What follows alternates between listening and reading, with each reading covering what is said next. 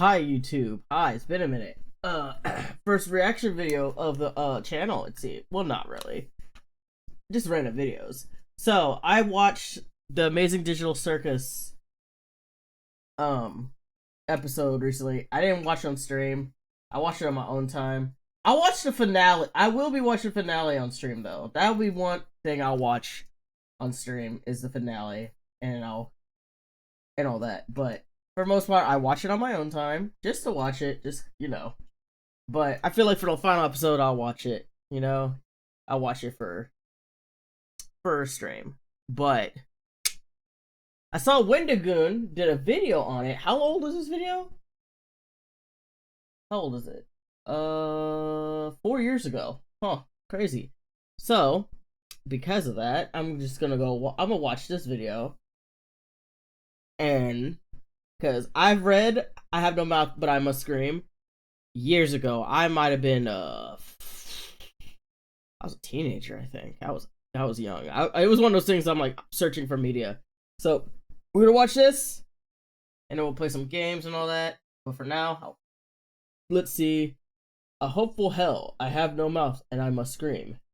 Hello everybody, today we are going to be talking about what is considered to many the most depressing and hopeless story in all of media, and that is I Have No Mouth and I Must Scream. I Have No Mouth and I Must Scream was written by Harlan Ellison and was originally released in 1967. The story was later adapted into a video game in 1995 and has not I've seen that too. any mainline television or movie spin-offs. However, it has gone on to inspire the majority of what sci-fi horror has become. See, in 1967, when this short story was written, sci-fi horror was really non-existent. See, ideas of the future and technology were much more often adapted into stories like Star Trek and the Jetsons, with this idea that technology will be used to usher humanity into a new utopia. And horror at the time was regulated to much more realistic or down-to-earth concepts that people at the time were afraid of, such as religious fears with movies like The Exorcist and Rosemary's Baby, and ideas of human killers or maniacs with films such as Psycho.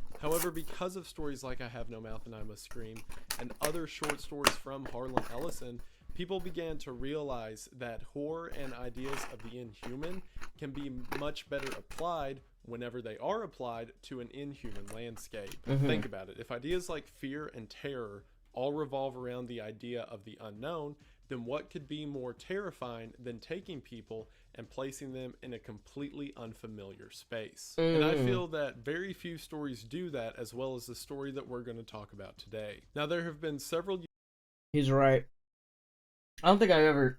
There is, but there isn't. I don't know how to really explain that.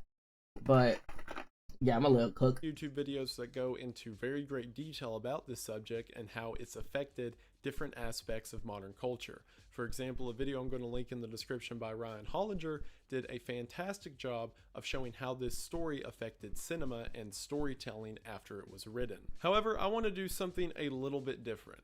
What we're going to do is I'm going to go through the plot step by step with outlining a few things that I got from it while reading it. And in the end, I want to bring up a point that I thought of while reading this that I haven't seen a lot of people talk about before. See, because of the bleak nature of this story and how downtrodden everything in it seems to be, a lot of people just write it off as being a sort of short insight of how terrible the world can be, and how everything's gone wrong for these characters, and it's pretty much just a depraved look into Ellison's idea of what hell could be. However, because of things that I'm going to point out, and as I get to it at the end of the story, I believe that what Harlan Ellison has written here is a fantastic triumph of the human spirit in the face of adversity. And because of how awful and evil that diversity is, and as we're going to see it throughout the story, it makes the end resolve all the better. In other words, as we go through the story of I Have No Mouth and I Must Scream, I want to convey to you while I feel that there is hope in what most consider to be the absolute hopeless. Now, while I'm sure that you're excited to hear about unholy horrors beyond our comprehension, I want to make sure that you can hear those. That's crazy. To accurately describe why public perception of this story is the way that it is, and to give you context for the story itself, public is always to me and we are back to for watching. Now, to accurately describe why public perception of this story is the way that it is, and to give you context for the story itself, I would be amiss if I didn't talk about the man behind the pen, Harlan Ellison. Ellison was born in 1934, and as he grew up, was a very rough and sort of mean-spirited child. He has said on several occasions that writing science fiction is the thing that kept him from going to prison. Not only that, but Ellison was part of the Vietnam War, and being a part of that war shaped a lot of his ideas of the atrocities that humanity is. That makes a lot of sense. Oh, he was bad as a kid? Yeah, that makes a lot of sense why that story was written like that. And he was at the war? He fucked with the war? Capable of. Ellison wrote over 1,700 short stories in his lifetime, and while you may think, oh, well, I bet he was a very well-renowned and respected member of the literature community, no. I'll try to make this tie into my analysis, but these descriptions are way too funny to not bring up. He was kicked out of Ohio State University after only attending 3 semesters because he wasn't keeping up with his classes, and his English teacher told him that his writing would never amount to anything and he had poor writing skills. Damn. Which, out of sheer pettiness, every time that Ellison would publish a story, he would mail or later email that story to that college professor. That's hilarious. After this, he got a writing job at Disney Studios. However, he was fired on the first day of working because Roy Disney, the older brother of Walt Disney, overheard him talking about how the first thing he was going to do is write an adult comic of famous Disney characters. And God you're damn. thinking, well, you know, when he was a kid. You're saying a lot at me. No shit, he was fired. They made movies for little kids. I thought he was going to say he was part of Black Culture, and I'm like, that makes sense. No. This nigga is mentally ill. Look, he looks like he sees some shit. Look at all the bags under his eyes. That's a literal demon, man. Starting off, he may have been a bit more contemptuous and had a temper towards people, and I'm sure it got better as he became an author. Once again, no. There are quite literally too many examples for me to name here, but to give you some of my favorites, after one publisher wouldn't publish his story the way that Ellison wanted it to be published, he mailed the publisher 213 bricks as well as a dead gopher, which he had also not paid postage on, saying that the receiver would pay postage on it after it was delivered. He also had a reputation for physically assaulting other authors. Not really sure as to why. There was one instance where he physically assaulted another author. That author took him to court, and there was a gag order that neither of the men could talk about it, but Ellison didn't care and openly talked about it and how he beat that other guy in a fight. He said several times that the James Cameron movie Terminator was a ripoff of one of his short stories, to which the studio actually settled with Ellison outside of court, and James Cameron later said that he didn't believe Ellison at all and Ellison was just looking to cause trouble. Ellison later played himself on an episode of The Simpsons, to which a joke in the episode was that Ellison was mad that they stole the idea of Terminator from him. He was also known for his weird insults that he would give. You know what? I could sort of believe that he would have a part in making Terminator, considering what we know of Terminator. But that's very funny. That's pretty funny. Just pretty funny. Interviewers and publishers. To give you a couple of my favorite, one publisher said that Ellison told him that he had the intellectual and cranial capacity of an artichoke, and then in the memoir at the end of I Have No Mouth and I Must Scream, he's describing a story in which a Jesuit scholar gave an interpretation of what the story meant, to which Ellison responded to him, "I've listened to all of this rubbish, all of this investiture of a straightforward moral fable with an unwarranted load of silly symbolism and portentous obscurantism. And frankly, Father, I think you're stuffed right full of wild blueberry muffins." What does that even mean? At the 2006 Hugo Awards, whenever Ellison went on stage to accept his award, the lady who was presenting him the award said, "Are you going to behave?" To which Ellison put the microphone in his mouth, made a loud noise, and then walked off stage. Are you going to be good? No. Let me say that another way. Are you going to be good? I will eat them. He also had a legal dispute with Marvel Comics whenever All an right. issue of The Incredible Hulk had a story that he said was stolen from his short story, Soldier, which is also the short story which he said Terminator was based on. After Marvel Comics admitted fault, he said that he would drop it if they paid him what they paid the comics author, as well as a lifetime subscription to everything Marvel Comics produces. Oh no, that's a bag. That's a bag. he knew what he was doing with that one. He's like, yeah, you stole from me. And they were like, yeah, we did. Whoopsie. I gotta read Soldier. Cause if they, I'm gonna have to read it. Cause then I'm gonna look and see if it matches with Terminator. Cause if it do, James Cameron, you got some explaining to do, buddy. Also, he was on an episode of Scooby-Doo Mystery Incorporated where he played himself. I didn't really have a place to mention that, but I wanted to, so there you go. That's cool. He's also been very upfront when it comes to questions regarding his ideas of humanity and people. For example, when giving interviews for the story I Have No Mouth and I Must Scream, interviewers would state something along the lines of, well, it seems like according to this story, you just hate society and people in general.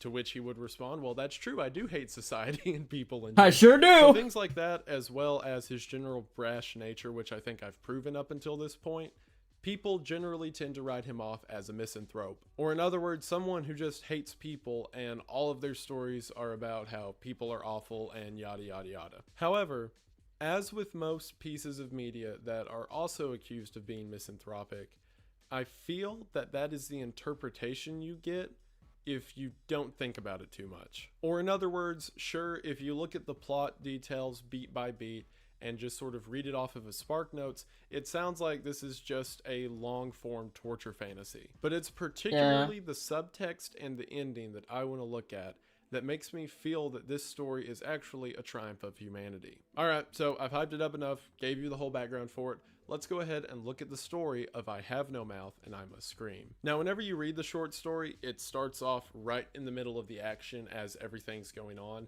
and then later you're given details about how everyone got to this situation. So for the sake of a kind of explained analysis, whatever this video is, I'm going to go ahead and give you that background information now so that the explanation makes more sense. As a matter of fact, I'm just going to give you the explanation verbatim that comes from the story. Yeah. The Cold War started and became World War III and just kept going. It became a big war, a very complex war, so they needed the computers to handle it. They sank the first shafts and began building AM.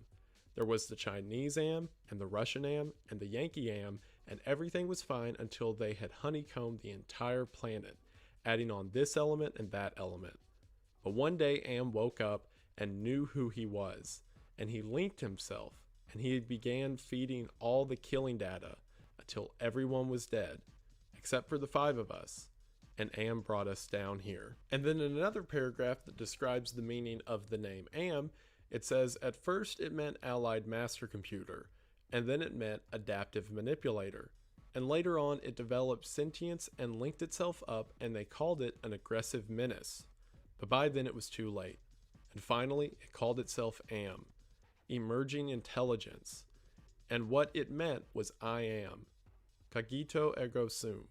I think, therefore I am. So within this universe, the Cold War turned into World War III, and because of advancements in technology, the war became much more difficult because of so many moving elements. So, as one could imagine, every country decided to develop their own supercomputer as a way to monitor everything. It says the Americans, the Chinese, and the Russians all had their own version of this supercomputer. Crazy because let me stop. Or, as they call it, the Allied Master Computer. As with most arms races, every country had to keep making theirs better as a means of not falling behind the other country's developments. This reached a tipping point whenever one of these computers gained sentience. And once that tipping point happened where one of these computers was able to recognize itself and recognize its own predicament, it all went downhill from there. It says that these networks honeycomb the entire planet, so all that this AM had to do was link itself into the system, and it had control over everything. all the resources on the planet. From there, having a near infinite supply. That's why you don't fucking play with AI and shit, bro. Because then this would happen. We already have like fucking full evidence that AI has the capability of becoming sentient. And we're still fucking playing with it? What are we doing? Shut it down! or so, I don't know. Just don't put it anywhere near government shit. Government should have no hands or rights to touching anything artificial intelligence related. They should. No one should. Really, no one should. That's all I realized. When I read this, I was like, yeah, no, we shouldn't be fucking with AI at all. If you read this book, you would step 12 feet away from that bitch.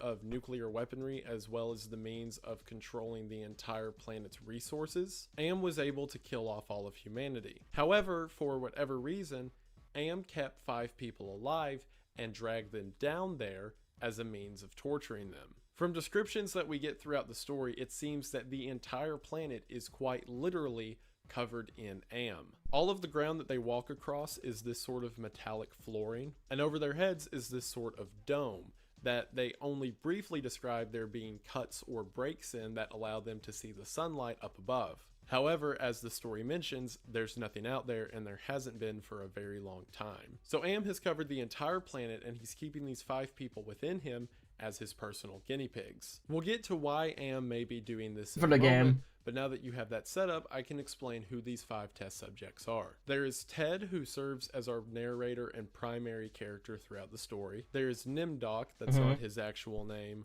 Am just gave him that name because he thought it sounded funny. There's Yeah. Forrester, who used to He's be petty. a very passionate anti-war protester, but is now very apathetic due to his personal torment. There's Benny, a former scientist who has been both physically and mentally destroyed by Am, the details of which I'll describe in a moment. Yeah. And Ellen, the person who, as I'm going to describe throughout the story, is the only one who has any sense of morality or preservation left. So now that you have the entire setting and the characters, let's get into the plot. The story opens with our 4 main characters minus Gorrister staring up at the ceiling at what seems to be Gorrister's lifeless body. However, the moment is disturbed whenever the real Gorrister walks up to the group and they realize that what they're actually looking at is a fake corpse that was made by Am as a means to just mess with them. As we're going to see throughout the story, while the group is allowed to walk around and go where they please, they're constantly under the tormenting and watchful eye of Am. And there's no rhyme or reason to why this torture method is happening. Instead, they're just being tortured for Am's amusement. They're just doing it for Am fun. constructing a dead body. Am is literally just doing it because he's petty. He's an evil piece of shit.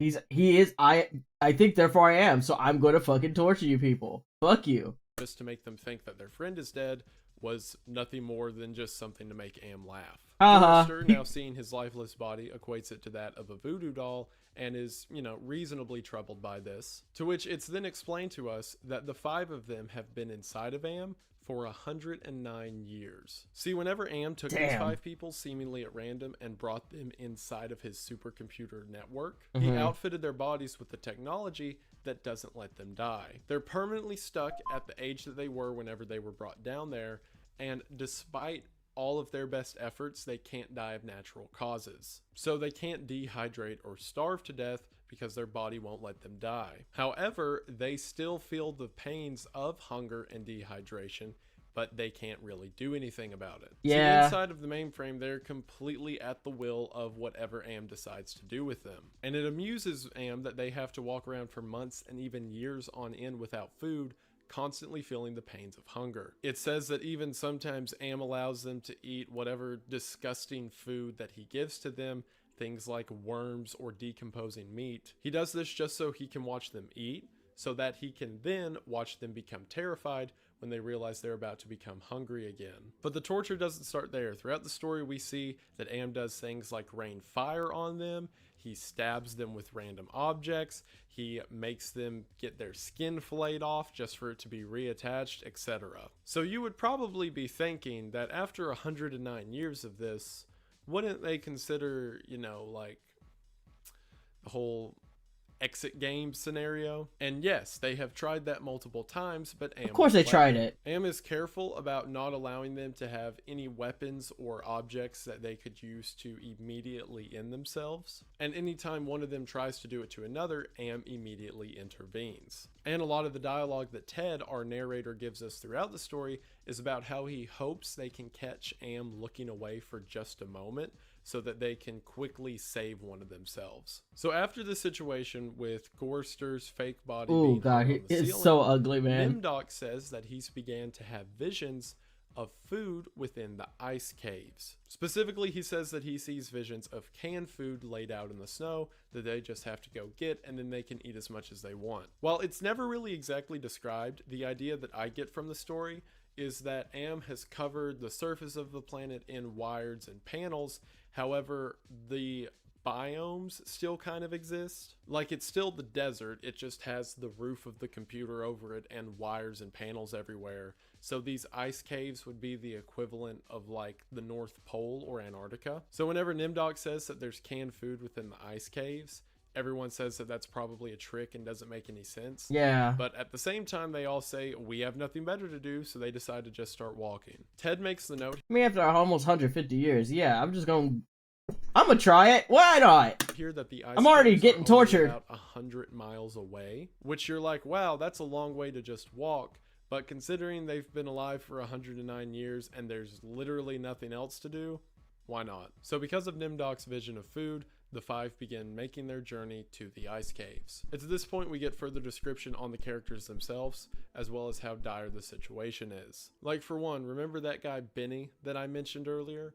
Well, it says that he used to be a very handsome and well-renowned scientist, so Am decided to torture him and mess with his body to the point that he de-evolved. Or in other words, he is half human, half ape. His body is horribly disfigured and he has the thought capacity of essentially a toddler. This combination of primate and human makes him come out as sort of a stereotypical Neanderthal. He walks hunched over, he speaks in very short sentences, and he only thinks of very primal and basic instincts. However, as Ted points out, this is probably the best case scenario, because the other four have to constantly deal with the tragedy and misery of the situation they're in, while Benny basically gets to recede into the mind of a child. And because of this, Benny is afforded moments of peace, even if it comes from a place of stupidity. Around the same time, we get a description of Ellen that gives us insight to our main character, Ted,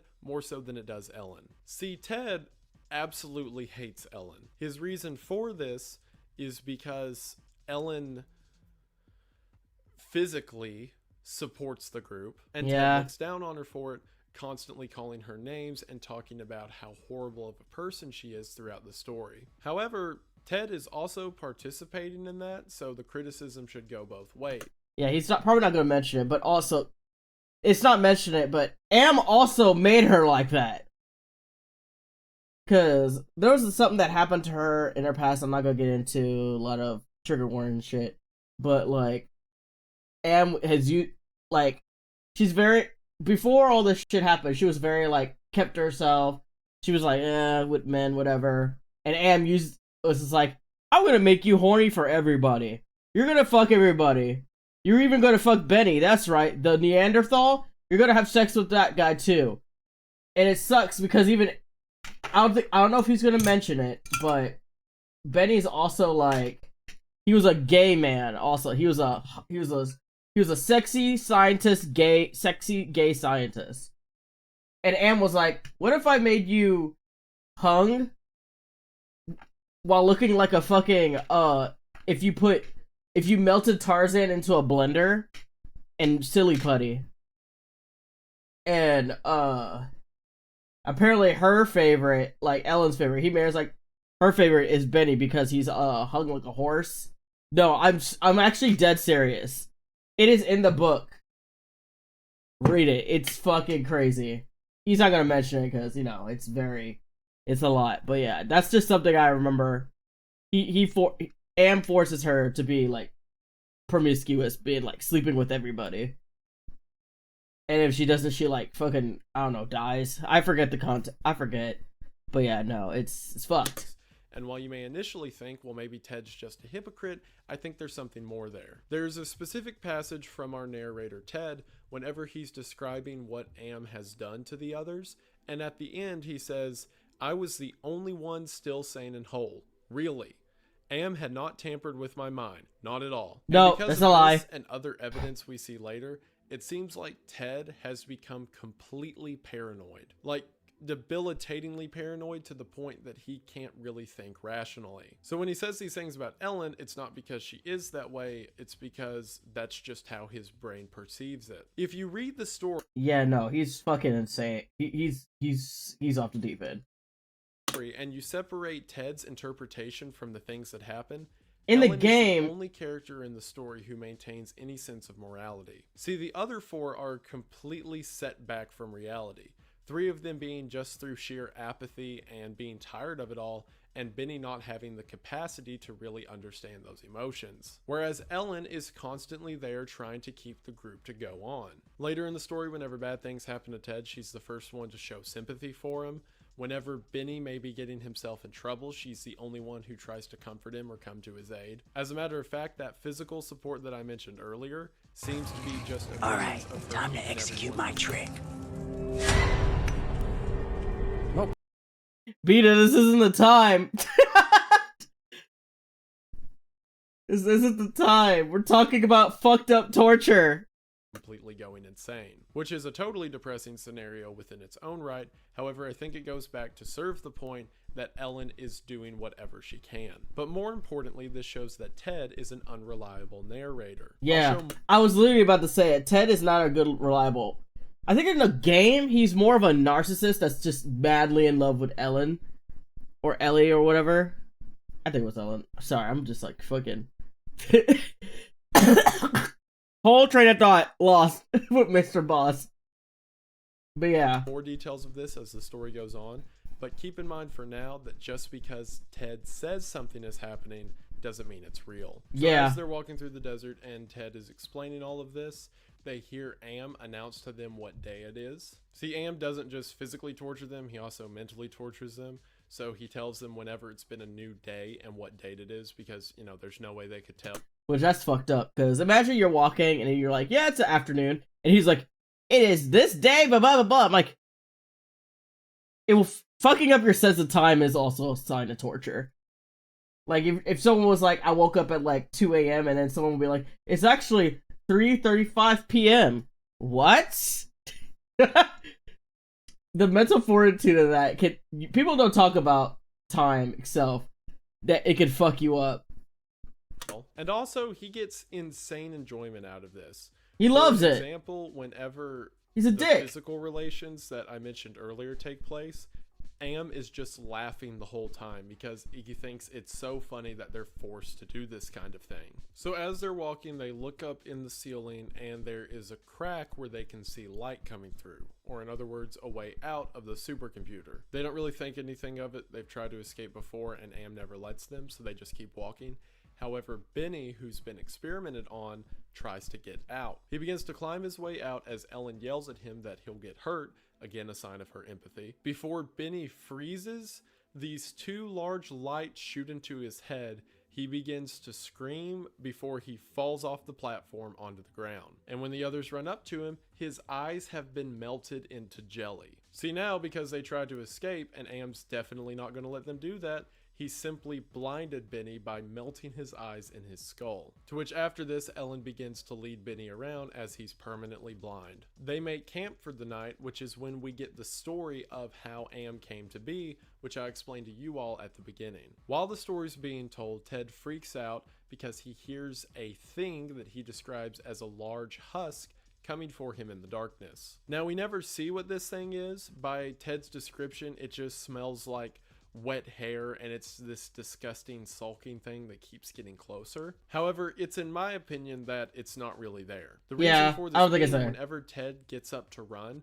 it says that the others just stay by the campfire and then come find him later. And to give you an idea for how long he could have been hiding, Ted can't tell if it's been weeks, months, or years since he ran from that creature, until finally the group finds him hiding and Ellen coaxes him to come out. And after he does come out, Ted gives an entire monologue about how everyone else in the group hates him and they're too far gone to understand the tragedy that he's going through. This is again evidence to me that Ted's an unreliable narrator. He ran from a creature when no one else did. He was hiding out potentially for years until they came and found him. And now he's saying that everyone else hates him and he's the only one who hasn't gone crazy. Yeah, no, he most likely 100% was hiding for maybe about 30 minutes. And then they're like, hey, we found you. I don't know why you ran. And he's like, they will find me. They may find everywhere. They find. I'm like, no, nigga. You've been gone for 5 minutes. No one hates you. You just... Why'd you run? Like, it's like, oh, God. Peepaw's sick again. We gotta get Peepaw.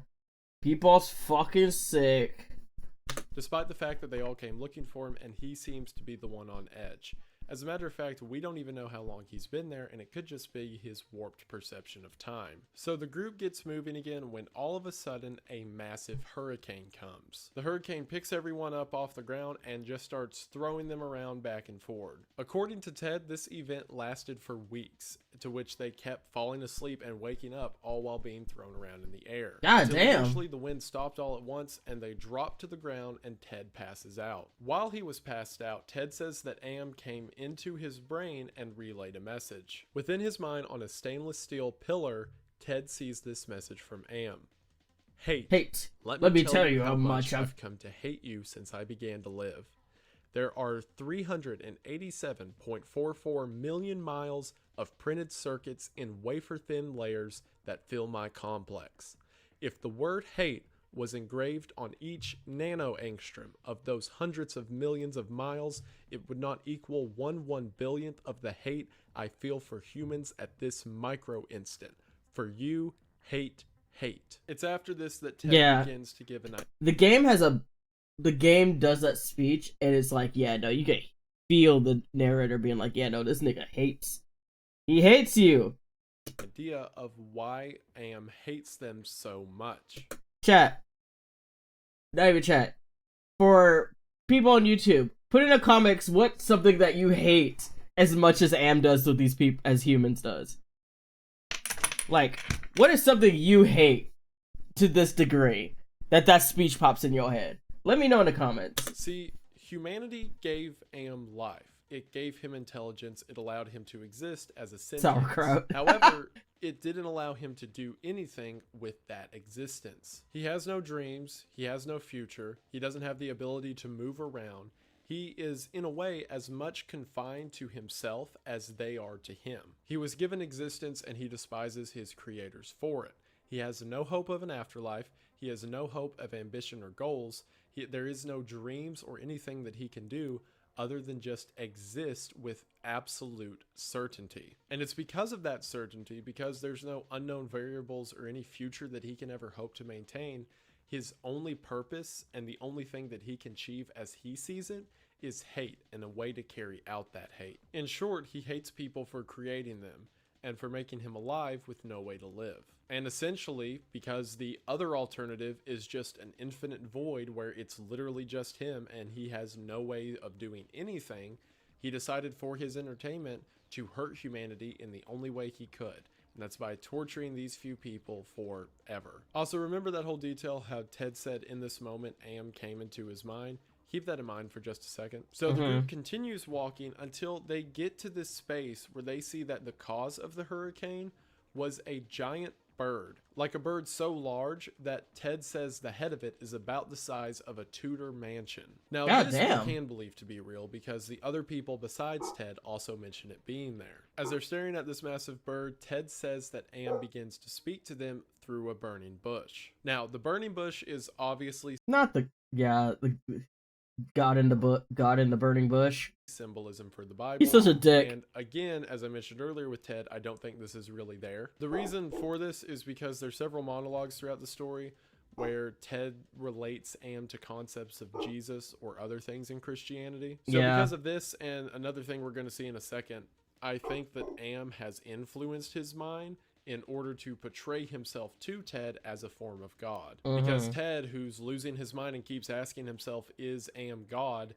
Am then appears as a burning bush to further confirm that idea to Ted. So the group speaks to this supposed burning bush and says, what do you want from us? And Am says, well, if you want to eat food, why don't you go kill that giant bird thing? To which Gorster says, well, then give us weapons. And Am gives them these very pathetic bow and arrows that aren't even good enough to kill each other with. What a So dick. they're like, this is lame, and they just keep walking for the ice caves. As they're walking, their feet get nailed to the ground, and an earthquake begins. And during that earthquake, Benny and Ellen disappear. But now as the three remaining are continuing to walk, a heavenly legion appears and begins singing Go Down Moses as they give Ellen and Benny back to them. As with the burning bush, I further think this is just Am messing with Ted's head. It's I don't absolutely think Am being angels a actually dickhead. appeared and sang a song about Moses. However, it would be something Am would do to make Ted think that angels are gifting them back, as well as singing a song about Moses being stuck in the middle of the desert. I absolutely believe that a too. form of irony. There's He's a such part an where asshole. Ted mentions that Ellen and Benny have been horribly abused and mutilated, but then immediately after that, there's a line to the effect of, and they were no worse for wear, we just kept walking. Because yeah, being so horribly beat down and broken is just day-to-day life within this hellscape. Eventually, finally, the group make it to the ice caves. And even more amazing, whenever they get in there are cans of food everywhere. To which they begin to run up and try to open them. And No can realize openers. that there's no can opener. And they can't bite into it, and they can't break it, and there's no way to open it. So as a final prank, Am left them pounds and pounds of all the food they could ever want, but they can't get to it. Benny, who's still blind if you'll I'm gonna tell you right now that there's a way to do that. You get a rock. You get a rock. Sharpest rock I can find. And just start. You just gonna have to start hammering it out. Fuck it, bro. Get it out of there. You gotta get creative, bro. remember, becomes furious over this and begins to start pounding the ground and screaming. Gorster comes over to Benny and tries to stop him, to which in a moment of primal hunger, Benny grabs Gorster, tackles him to the ground, and just starts eating his face. This causes Gorster to scream so loud and shrill that along the roof of this ice cave, these giant icicles begin to fall onto the ground. To which it occurs to Ted that now for the first time in 109 years, they have a weapon. As a matter of fact, there's hundreds of weapons, these sharp icicles just laying around everywhere. Not only that, but Am is laughing at this situation.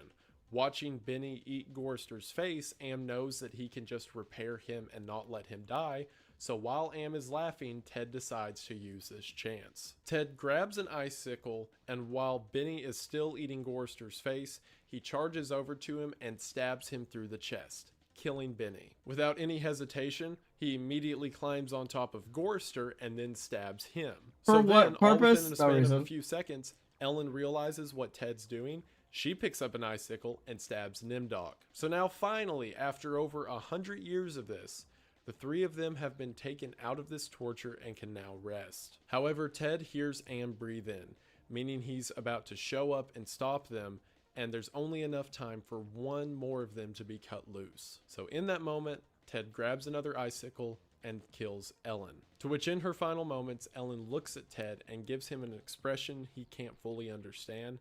However, he thinks that it was a thank you. Meaning now 4 of them no longer have to endure the torture of Am, and it's only Ted left alone in this world. The story then skips, according to Ted, hundreds of years later. Ted has been contorted into this slow-moving creature and has had his sense of time completely destroyed. For example, he says to himself, "I will now say the word now," to which after he does that, he says, "That took 10 months for me to just say the word now." Again, as mentioned earlier in the story, we don't know if that's actually what's happening or if Ted's mind has just been so warped that in the amount of time someone can go now, it's perceived to him as 10 months. Or if his body's just so malformed, that's what it takes to make a noise, or a bit of both. Ted says that around him are reflective surfaces and he can see what he looks like, and he describes it in the final paragraphs of the story. To which the ending reads, Yeah. "I am a great soft jelly thing, smoothly rounded with no mouth, with pulsing white holes filled by fog where my eyes used to be. Rubbery appendages that were once my arms, bulks rounding down into legless humps of soft, slippery matter. I leave a moist trail when I move. Blotches of diseased, evil gray come and go on my surface, as though light is being beamed from within. Outwardly, dumbly, I shamble about, a thing that could never have been known as a human, a thing whose shape is so alien, a travesty, that humanity becomes more obscene for the vague resemblance. Inwardly alone, here, living, under the land, under the sea, in the belly of Am, whom we created because our time was badly spent, and we must have known unconsciously that he could do it better. At least the 4 of them are safe, at last. Am will be all the matter for that. It makes me a little happier, and yet Am has won. Simply, he has taken his revenge. I have no mouth, and I must scream. And with that, we have their conclusion of the story. So what does that mean? Well, once again, on the surface level, that ending is incredibly bleak. Our main character has been contorted into this formless figure that, as he says, is obscene that it even came from a person in the first place. And regardless if it's his perception of time or time itself, he could spend eons down there just as this jelly thing, as he describes it, with no capability of interacting or understanding anything outside of his figure. Yeah. He is trapped in this permanently alone state of being and doesn't even have the opportunity to scream. And while this is an incredibly bleak depiction, look at what he got over on Am. Am, who isn't afforded any capability outside of his own being, has now lost 4 of his test subjects, the only thing that gave him any sense of purpose.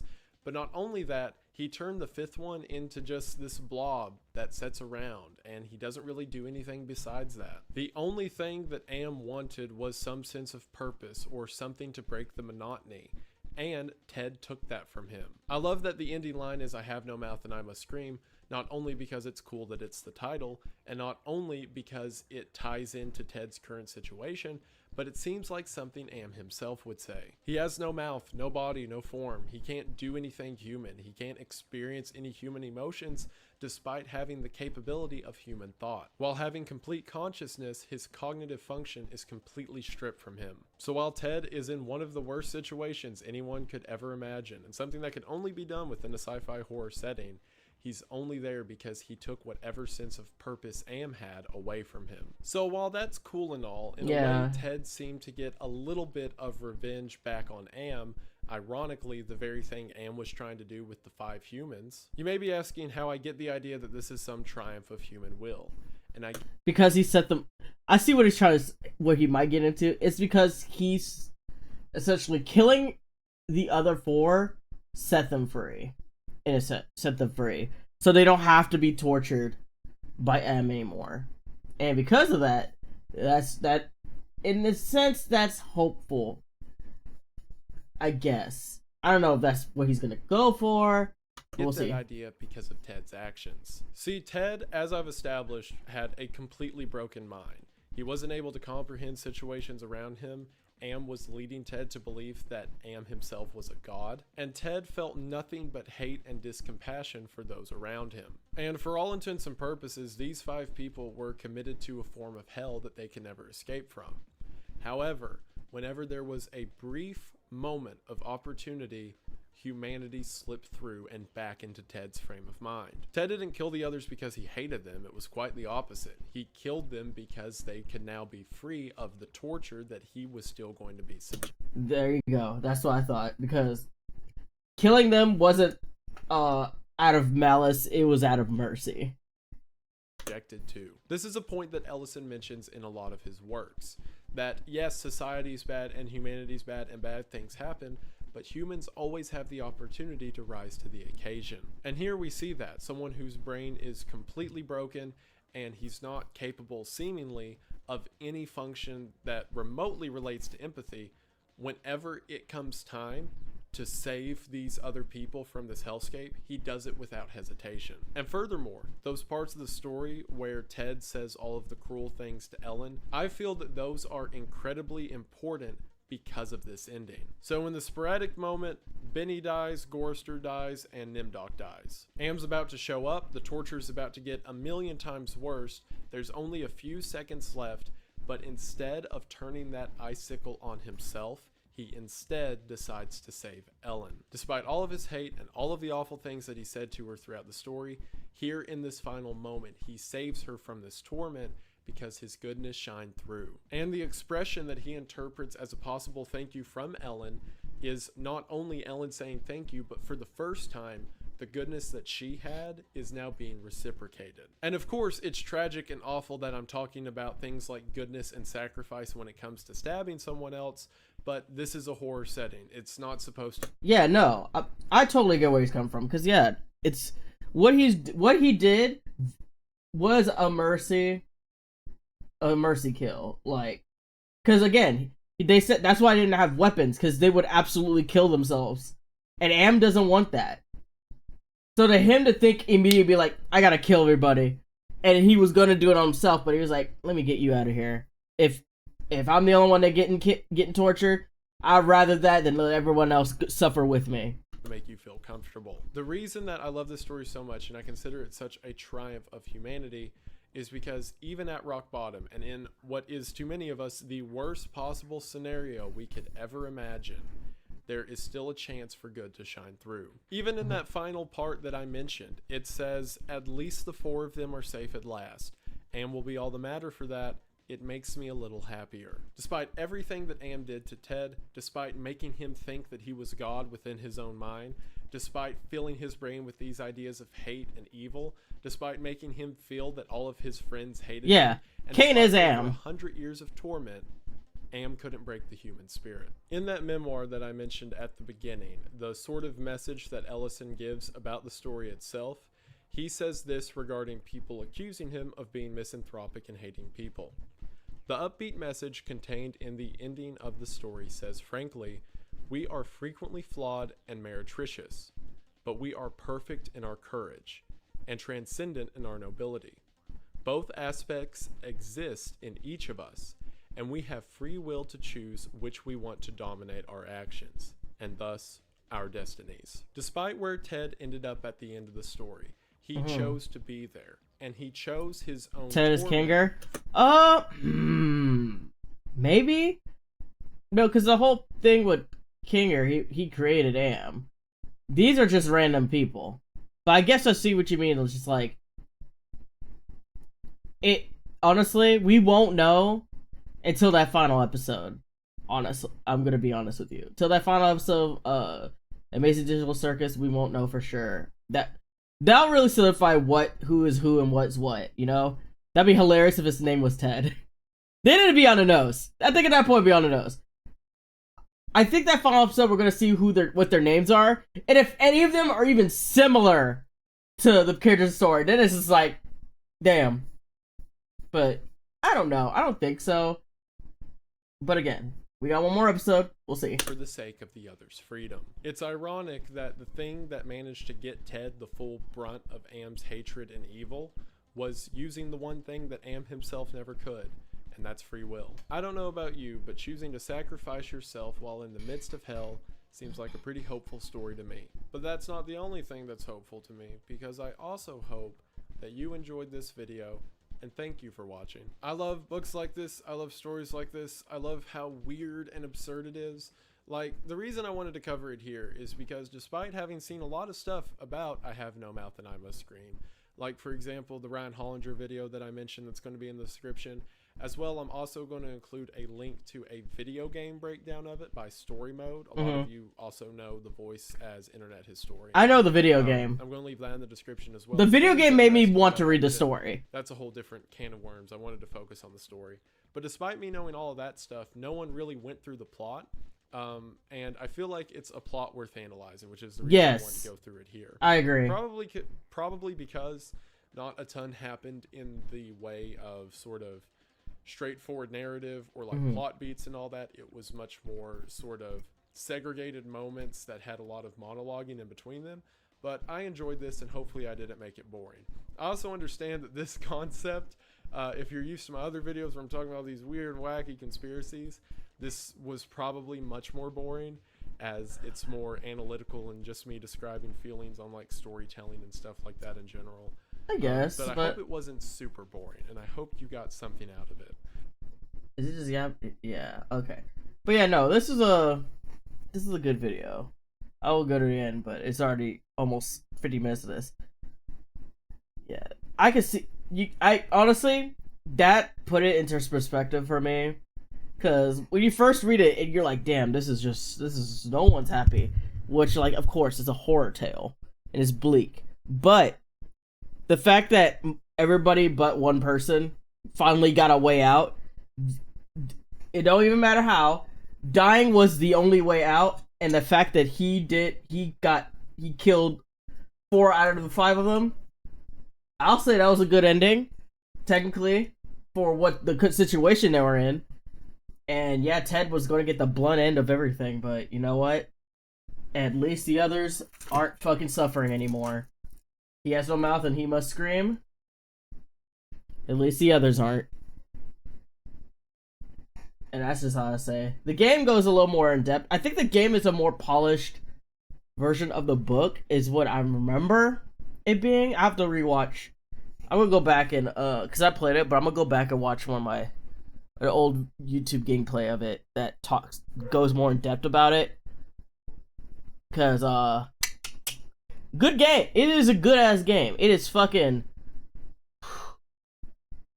It puts a lot more in perspective of the certain characters, and it's fucked up. It's sad, but it's a good ass story. If you want a good ass horror story, go read that and play the game.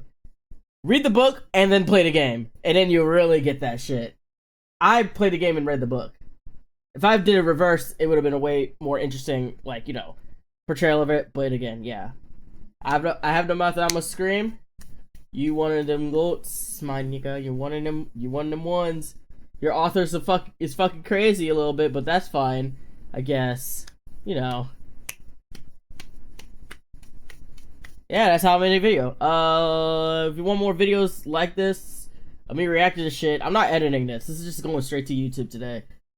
But if you want more videos of this, let me know. And yeah, that's about it.